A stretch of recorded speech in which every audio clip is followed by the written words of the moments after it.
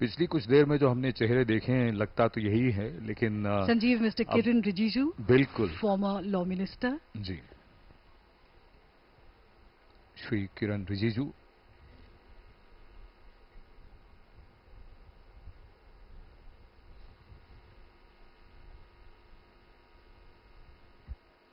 भव्यता को चार चांद लगते हुए।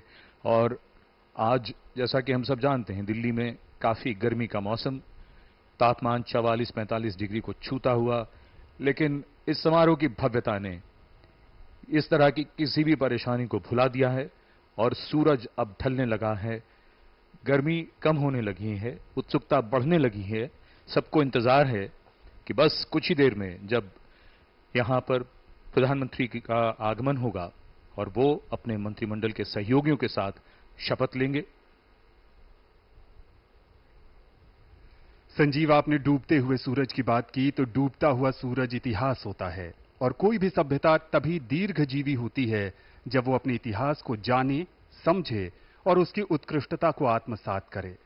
आज का यह समारोह भी गौरवशाली भारतीय इतिहास को आगे ले जाकर अनुपम ढंग से आधुनिक विश्व में अपनी श्रेष्ठता और अनूठेपन से रूबरू कराने का बेहतरीन अवसर है। बिल्कुल सही कहा आनंद।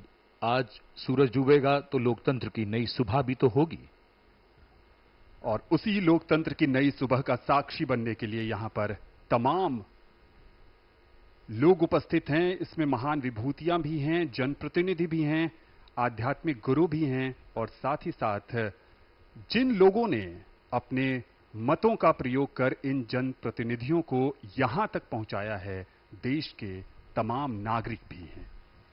So Anand, let us celebrate this momentous occasion, this triumph of democracy.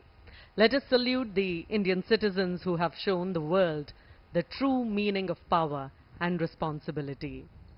ये हैं केरल से लोकसभा के सदस्य Suresh Gopi.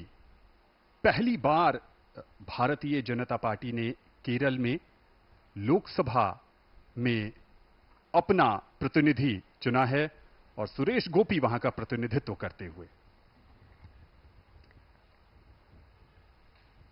Doordarshan is bringing original and exclusive coverage, which serves as the national broadcaster, bringing these rich and vibrant visuals into homes across India.